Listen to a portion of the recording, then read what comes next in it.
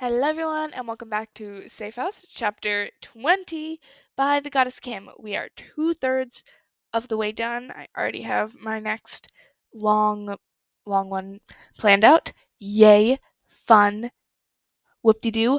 Uh, I, yeah. Okay, anyway, fanfiction time, yay. Holy hell, what is that? Gina asked, shocked. Hellhound, Will told her. Come on!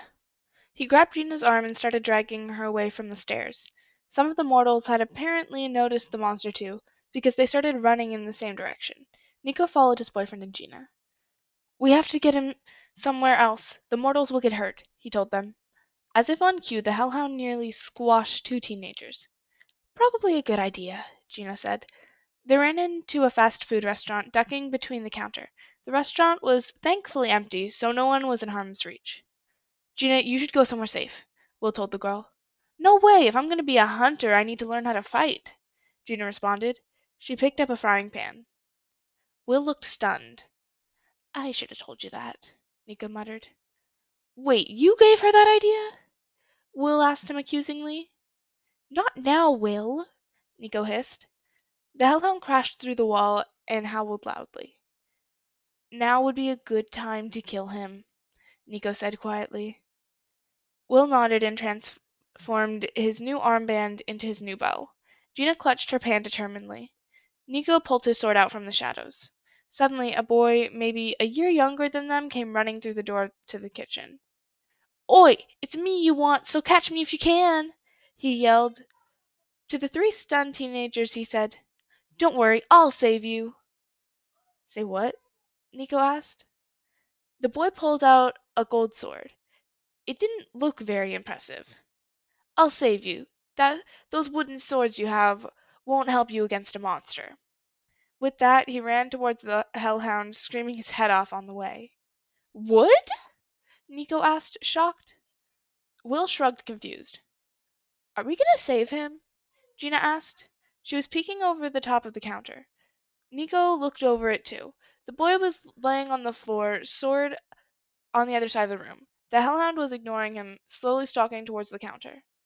Will stood up and pulled two arrows out of his quiver and notched them both. Don't fire, you'll just make him angry, the boy yelled. Will ignored him, and 2 seconds later the beast had an arrow sticking out of each eye. The hellhound howled loudly and tried to claw the arrows out. Oh shit, Nico said. Everyone looked at him. He's calling for reinforcements, Nico explained. Will notched another arrow. This time it had a small container behind the arrowhead. Get away from the hellhound, he ordered the boy. But I can kill him, he protested. Just get out of the way, Nico snapped. No, the boy declared and crossed his arms. Nico rolled his eyes and told Will to fire. But he'll get hurt, the son of Apollo responded. I don't care, Nico snapped. The hellhound was in a crouch, ready to jump. Will sighed, but let go of the bowstring. It hit the hellhound directly in the chest, just in time for him to jump. The explosion wasn't big, but it still knocked them back a few steps. On the other side of the counter was nothing left but a puddle of yellow dust. Holy Juno! The boy explained. His face was blackened a bit, and one of the eyebrows was burned off. He looked hilarious. You could have killed me! He yelled. We told you to move, Gina said, and pointed at him with her pan. Nico rolled his eyes. Ungrateful brat. He turned to Will. Did you carry that arrow round with you the whole time? Will blushed a bit and shrugged. A growl sounded outside. Nico just noticed how silent it was. He ran out of the restaurant and looked over the railing. The floors were open in the middle so that you could look down into every floor. The whole mall was empty. Police cars were parked in front of the glass doors, and the blinking of lights gave the whole building a spooky atmosphere. A giant hellhound was shuffling through the racks of Forever 21. Another was destroying the Starbucks on the ground floor. The growl had come from the hellhound on the other side of their floor. He stood in the remains of the cafe and glared at Nico with deep red eyes. Will appeared next to him and gulped. He doesn't look like he came for the ice cream, he said. Nico gave him a look, saying, Seriously? Gina walked towards them. The boy followed her. He was holding his sword again. That's going to be easy. Hellhounds are the easiest to kill, he said confidently. Who are you? Nico asked him. I'm Jonathan, first generation legacy of Mercury, he said. He looked proud at that. And who are you? Third or fourth generation legacies. With your weapon, you can't really be good ones. When this is over, I'm going to kill him, Nico told Will, who was scowling. Jonathan scoffed. I want to see you try, he muttered. The hellhound interrupted them. He was crouching down, ready to jump at them. Scatter! Will yelled. The four dived out of the way when the hellhound jumped. He landed, shaking the floor. Nico scrambled to his feet and ran over to Gina, pulling her up. He shoved her into a store. Stay here, he advised. Surprisingly, Gina looked a bit relieved and nodded. Nico turned back to the hellhound, who was currently ready to pounce on Will. That was not good. Jonathan was not doing anything. He was running towards the stairs. What an idiot. Nico! Will yelled. He was trying to crawl backwards away from the hellhound. Yeah, wait a second, Nico yelled back. He gave him a disbelieving look, but Nico ran behind the monster, where he couldn't see the son of Apollo anymore. He needed to distract the monster from Will. The only problem was that the hellhound didn't notice him. Hey! Nico yelled. The hellhound didn't react. Instead, he growled and jumped. Will squeaked and rolled out of the way. He patted his arm and then looked horrified. Suddenly, the hellhound jumped back towards him, slamming him on the floor.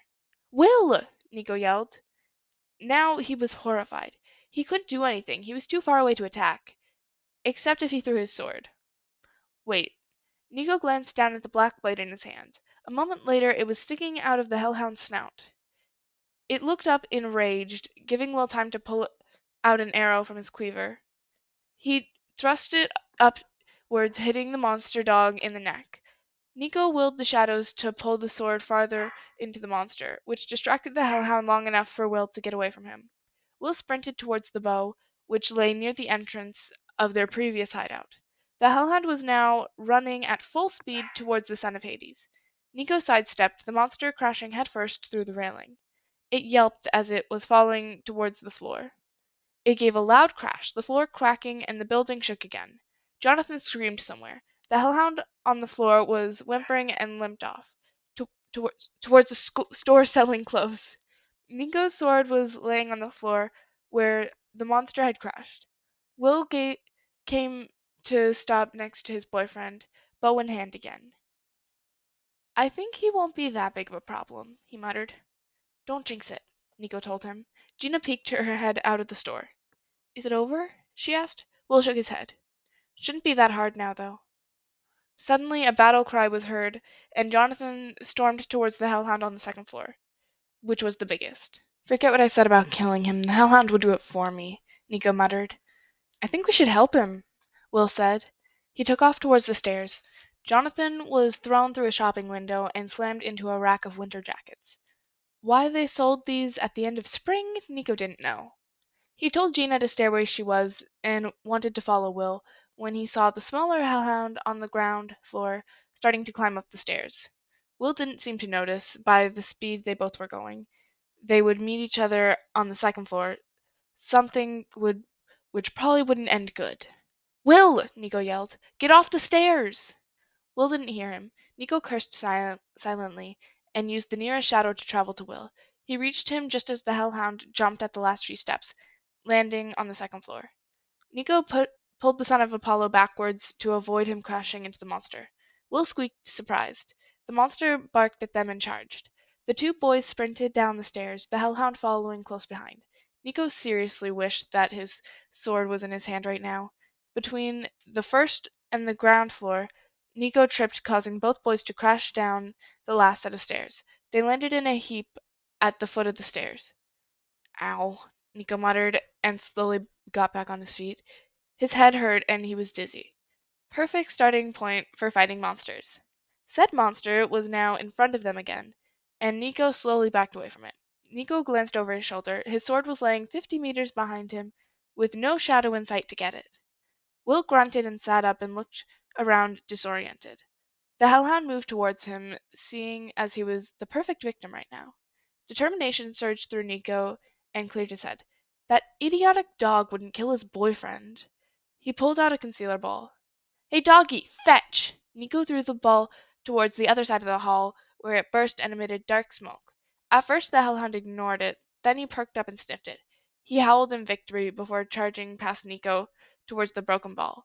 Nico could hear the hound upstairs running towards it too. That was a bit of a surprise. What? Will asked and looked at Nico questioningly. He looked fine, so Nico left him sitting there and went for his sword. Apparently the monster noticed that there wasn't any demigod there and turned towards Nico. He was still a few meters away from his sword and froze mid-sprint. The two hounds looked angry. The injured hellhound was glaring at him from a store at the other side of the room. They seemingly thought that Nico was responsible for this. Not that they were wrong. They all started moving simultaneously.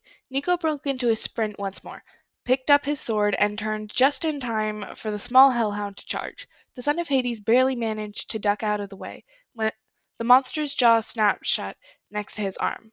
Nico thrust his sword into its side, making it yelp in pain. That wasn't enough to kill it, however, and the hellhound slashed at Nico with its claws. Nico jumped back in surprise, only getting a small cut. "Why can't you just die?" he muttered. The injured hellhound had by now reached them and attacked from behind. This time he wasn't so lucky, and slammed into the ground. The hellhound was standing over him, sharp teeth way too near for Nico's liking, and the breath of the beast was horrible. Nico kicked upwards with his legs, managing to get the monster even angrier. The son of Hades reached for his sword, but the hellhound stepped down on his arm. Nico cried out as the claws dug into his flesh. Suddenly Nico saw Jonathan running at them, screaming again. The hellhound on top of him looked startled and let go of Nico's arm. The demigod used this distraction to reach for his sword, ignoring the pain shooting up his arm at the motion. He stabbed the monster in its neck, next to where Will's arrow was sticking out.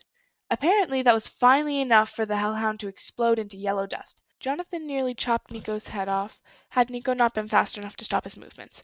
Thankfully Nico's reflexes were still as good as ever and he blocked the blow. He jumped up, moved his sword to the other hand, and whirled around to the other two hellhounds. Will was currently firing arrow after arrow at the small one. The big one bared its teeth and charged at the two boys. Nico pushed Jonathan out of the way and jumped to the side. The hellhound was completely focused on Jonathan, who was frozen in place. Nico sighed. Seemed like he actually had to save the idiot.